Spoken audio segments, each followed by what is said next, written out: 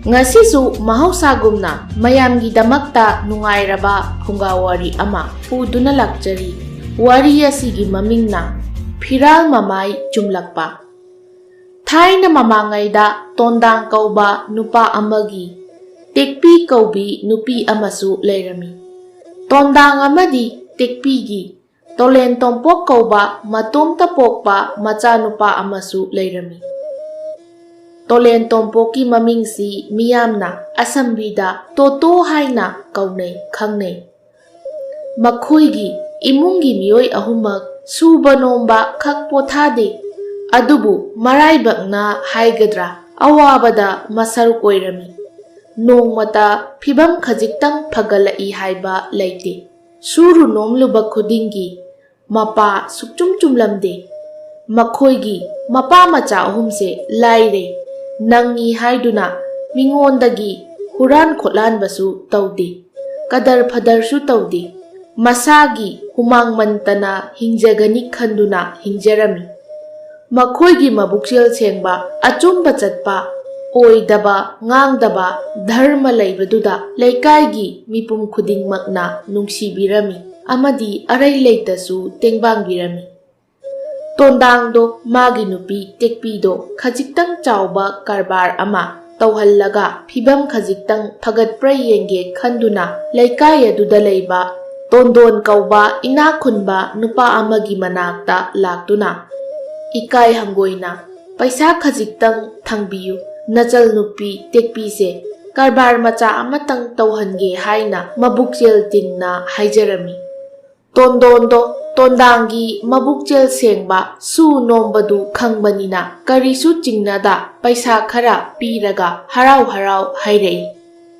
Ibo paisa sina ibemado karbar tawhanduna naraibak yengjaruro nungai phaba oyuko aduga paisa ase nangna hayeng marang kaina pairabakanda hek chinglau mathoi ka haplakanu chatlo. Tondangdo paisa singdu puraga mayumda halaktuna ina khunba tondona harau pirakpadanatana yaifa mangol pibirakpasingdo magi nupida tamduna paisado pisilami. Adudagidi kari tauraga kanagadagi haiduna matai manaw wa tanarami. Nupigi sinpamsu oiba kaithialdagi lasing leiraga moithap naiduna lang chinglaga haugatpa yabra yenge haina tekpina haire. Tekpina haibado tondangsu yare.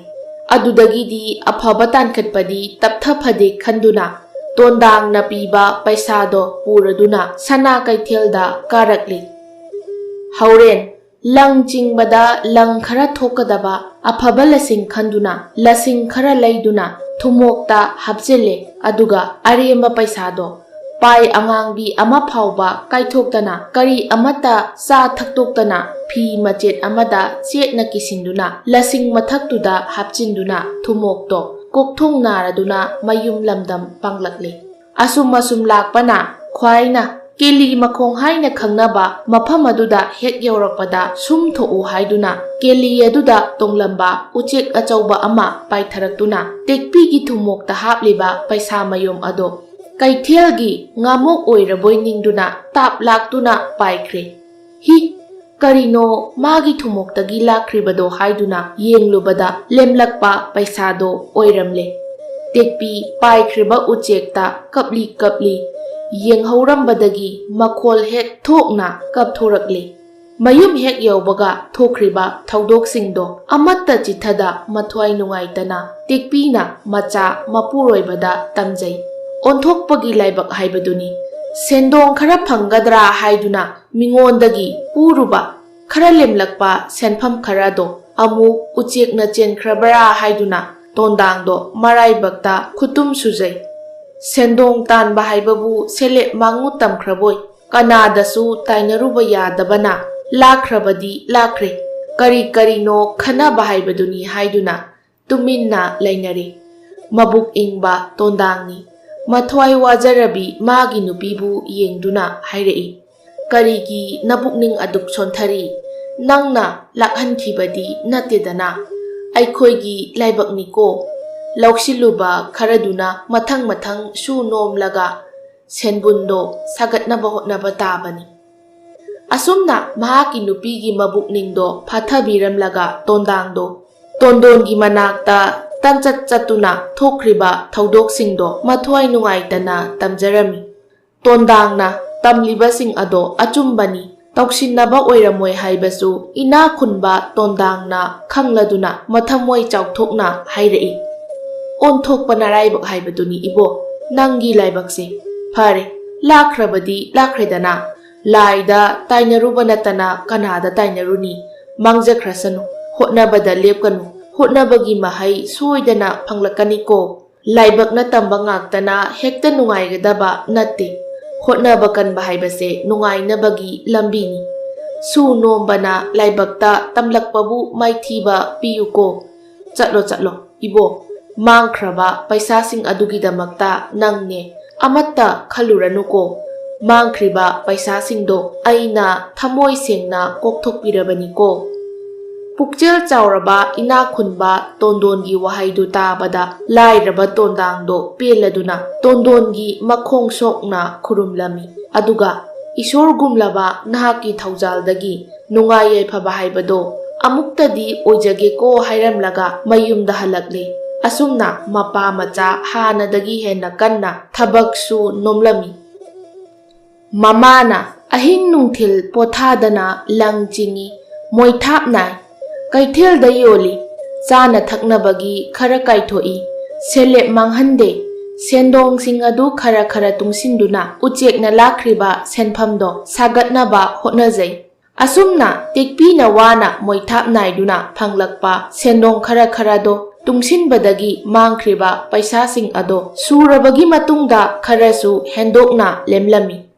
Nongma numidangi chak ising toknaraba matungda ngaihak pothaba oina matai manawdo tondondagi puruba senphamsingdo surabadi pithu urasi hayeng matungda amuk hairubada harau piraknaba haiduna wari sanarami. Matai manawdo mot amatta oina yanaraduna tondonna kokpikhraba paisasing adusu yauna tondangna puruba senphamsingdo thidoktuna phi amada chetna kisile aduga hayeng ayuk nganta mina thabak ingkhang chatnadringaida singdoklunaba thamjillo haina sinaramlaga tondangdo phamungda kakhatkre tumthakre. Mapa macha makhoi ahumna saram thaklambagi sakhai khokai rambadu loisillaga kolik phengdokpa loiraga kona thamjillage haiduna paisa mayomdo saksangi thola mathakta thanamlaga kolik phenglami.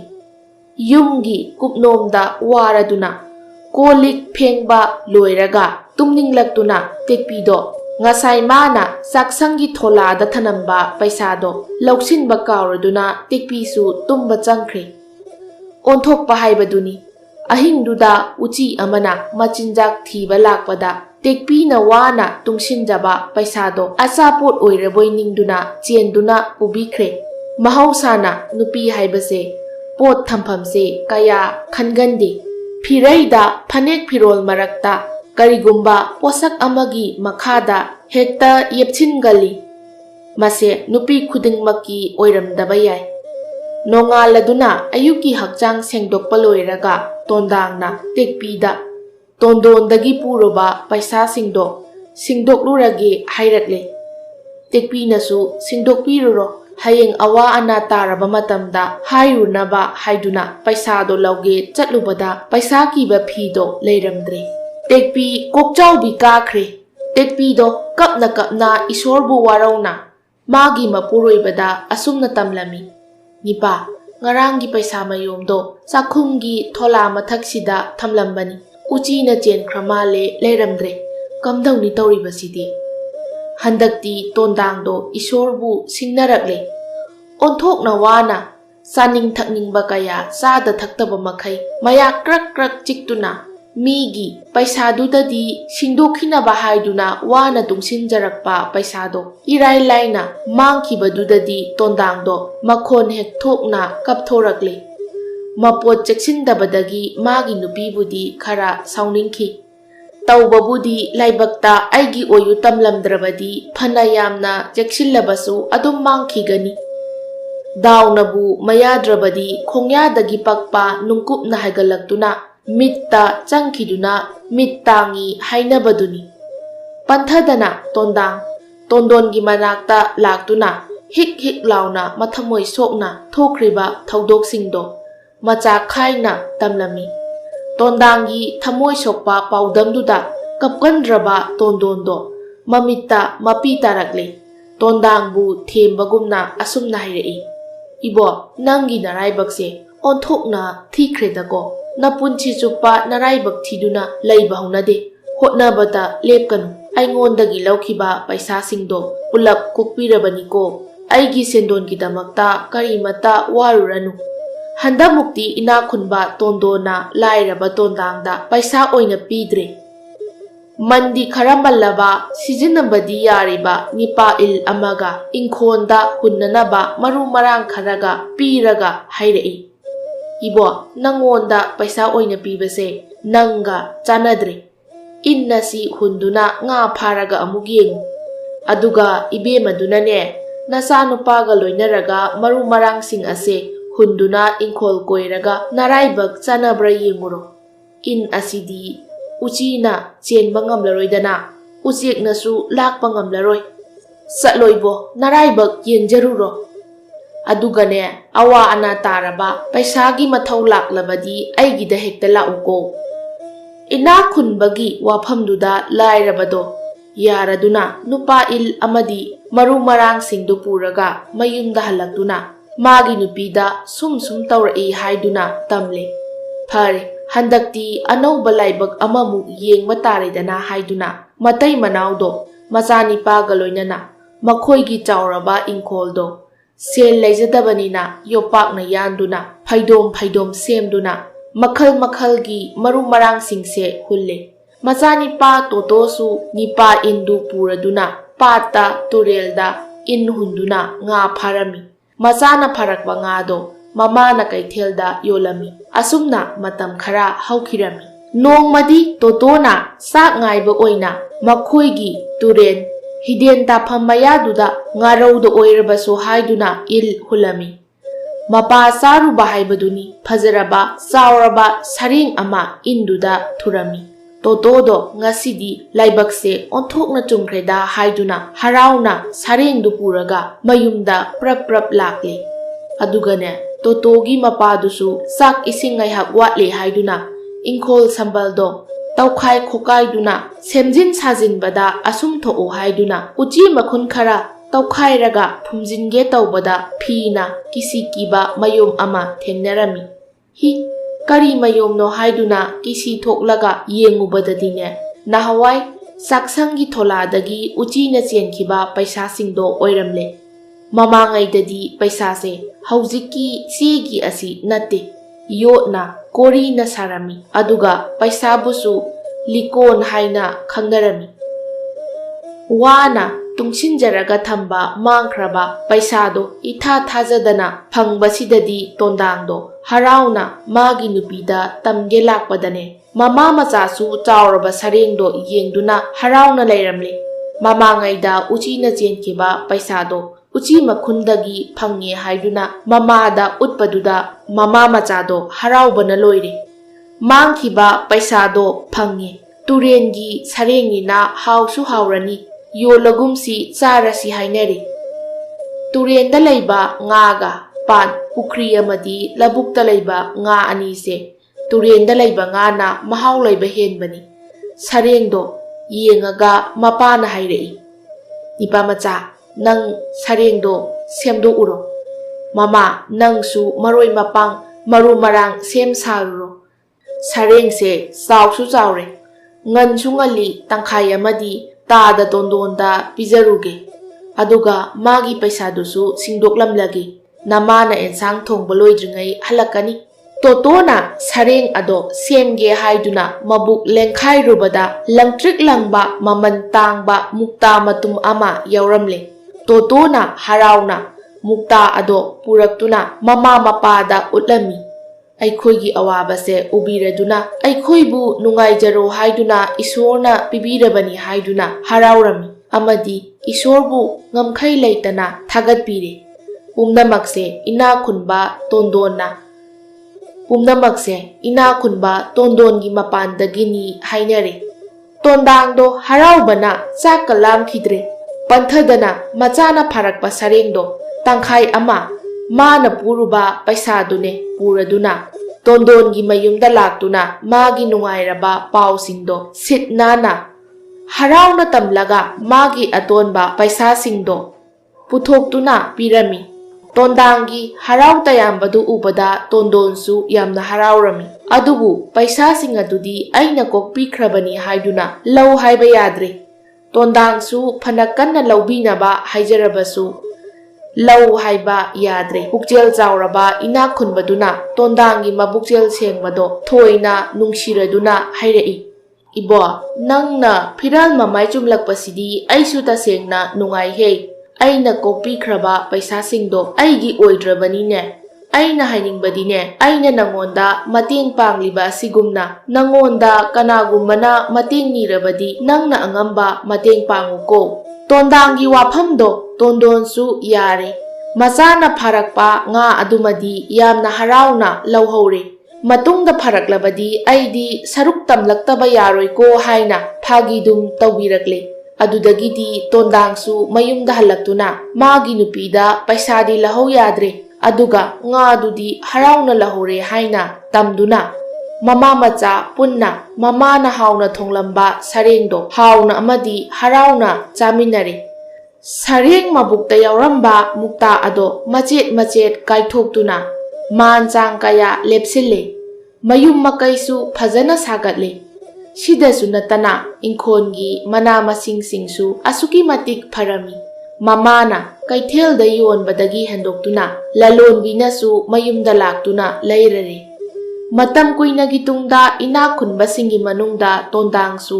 ꯃꯁꯤꯡ ꯄꯥꯕꯗ ꯌꯥꯎꯔꯦ꯫ ꯅꯨꯡꯉꯥꯏꯕ ꯃꯔꯤ ꯆꯠꯂꯤ, ꯂꯥꯏꯔꯕ ꯃꯈꯥ ꯇꯥꯔꯛꯏ ꯍꯥꯏꯕꯗꯨ ꯑꯆꯨꯝꯕꯃꯛꯅꯤ꯫ ꯇꯣꯇꯣꯗꯣ ꯆꯥꯛ ꯏꯁꯤꯡ ꯊꯣꯡꯅꯕ ꯆꯤꯡꯗꯒꯤ ꯁꯤꯡ ꯀꯣꯛꯊꯣꯡ ꯑꯃꯇꯪ ꯂꯧꯔꯨꯒꯦ ꯍꯥꯏꯗꯨꯅ ꯃꯈꯨꯠꯇ ꯊꯥꯡ ꯑꯃ ꯄꯥꯏꯔꯒ ꯐꯩꯖꯥ ꯁꯥꯅꯕ ꯉꯥꯕꯣꯡ ꯑꯃ ꯌꯥꯟꯁꯤꯜꯂꯒ ꯆꯤꯡꯗ ꯂꯥꯛꯂꯝꯃꯤ꯫ ꯍꯧꯖꯤꯛ ꯍꯦꯛꯇ ꯊꯥꯕ ꯌꯥꯕ ꯑꯀꯪꯕ ꯁꯤꯡ ꯄꯨꯒꯦ ꯍꯥꯏꯗꯨꯅ ꯑꯀꯪꯕꯁꯤꯡ ꯊꯤꯔꯝꯃꯤ꯫ ꯑꯀꯪꯕꯁꯤꯡ ꯊꯤꯔꯛꯄꯗ ꯐꯧꯕꯥꯛ ꯆꯦꯡꯒꯨꯝꯗꯣ ꯐꯧꯔꯥꯃꯨꯛ ꯄꯥꯛꯄ ꯃꯐꯝ ꯑꯃ ꯃꯀꯥ ꯐꯟꯅ ꯁꯥꯠꯇꯣꯛꯇꯨꯅ ꯍꯧꯔꯝꯕ ꯊꯦꯡꯅꯔꯝꯃꯤ꯫ "ꯏꯁ, ꯆꯦꯡꯒꯨꯝꯁꯤꯗꯤ ꯐꯖꯅ ꯁꯧꯔꯦꯗꯣ, ꯑꯣꯟꯊꯣꯛꯅ ꯍꯥꯎꯔꯅꯤꯗ" ꯑꯁꯤ ꯍꯥꯏꯗꯨꯅ ꯃꯥꯒꯤ ꯉꯥꯕꯣꯡꯗꯨ ꯇꯤꯡꯊꯣꯛꯇꯨꯅ ꯆꯦꯡꯒꯨꯝꯗꯣ ꯇꯦꯛꯇꯅꯕ ꯑꯃꯃꯝꯇ ꯑꯣꯏꯅ ꯐꯨꯛꯂꯒ ꯀꯣꯝꯂꯞ ꯌꯣꯝꯁꯤꯜꯂꯝꯃꯤ꯫ ꯆꯦꯡꯒꯨꯝ ꯁꯧꯔꯝꯂꯤꯕ ꯃꯐꯝꯗꯨ ꯆꯥꯎꯔꯕ ꯊꯩꯕꯣꯡ ꯄꯥꯝꯕꯤ ꯑꯃꯒꯤ ꯃꯈꯣꯡ ꯍꯦꯛ ꯑꯣꯏꯔꯝꯂꯦ꯫ ꯃꯅꯝ ꯅꯨꯡꯁꯤꯕ ꯑꯃ ꯂꯥꯛꯏ ꯀꯗꯣꯝꯗꯅꯣ ꯍꯥꯏꯗꯨꯅ ꯀꯣꯏꯂꯩ ꯂꯩꯗꯨꯅ ꯌꯦꯡꯕꯗ ꯊꯩꯕꯣꯡ ꯄꯥꯝꯕꯤꯗꯨꯗ ꯆꯥꯎꯔꯕ ꯐꯖꯔꯕ ꯊꯩꯕꯣꯡ ꯑꯃ ꯄꯥꯟꯕ ꯎꯔꯦ꯫ ꯇꯣꯇꯣꯅ ꯊꯩꯕꯣꯡꯗꯣ ꯌꯦꯡꯉꯒ ꯈꯜꯂꯤ, "ꯏꯁ, ꯊꯩꯕꯣꯡꯒꯤ ꯃꯅꯝ ꯑꯣꯏꯔꯦꯗꯅ, ꯍꯥꯎꯔꯅꯤꯗ꯫ ꯃꯁꯤꯃꯗꯤ ꯏꯁꯣꯔꯅ ꯑꯩꯒꯤꯗꯃꯛ ꯈꯥꯛꯄꯤꯔꯝꯂꯤꯕ ꯑꯣꯏꯔꯦꯀꯣ꯫ ꯆꯤꯡꯁꯤꯗ ꯂꯥꯛꯄ ꯀꯅꯥ ꯑꯃꯠꯇꯅ ꯎꯕꯤꯗ꯭ꯔ ꯃꯥꯜꯂꯦ꯫ ꯃꯁꯤꯃꯗꯤ ꯑꯩꯒꯤ ꯇꯥꯔꯦꯗꯅ, ꯉꯁꯤꯗꯤ ꯁꯤꯡ ꯄꯨꯗꯅ ꯍꯟꯕ ꯇꯥꯔꯦꯗꯅ."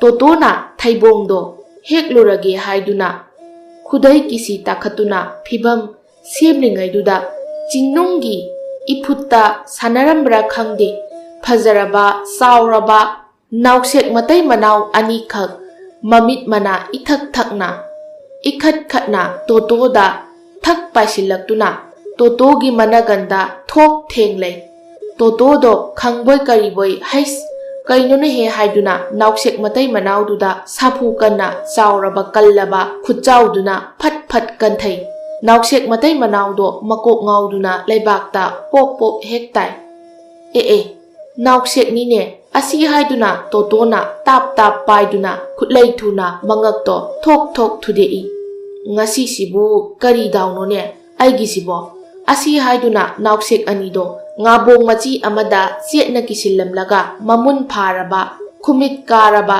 ꯊꯩꯕꯣꯡꯗꯣ ꯍꯦꯛꯅꯕ ꯎꯊꯛꯇ ꯀꯥꯔꯛꯂꯦ꯫ ꯇꯣꯇꯣꯅ ꯊꯩꯕꯣꯡꯗꯣ ꯍꯦꯛꯀꯦ ꯍꯦꯛ ꯇꯧꯔꯨꯕꯗ Thaibong adugi manakta ucek makol achauba amamuk thengnari.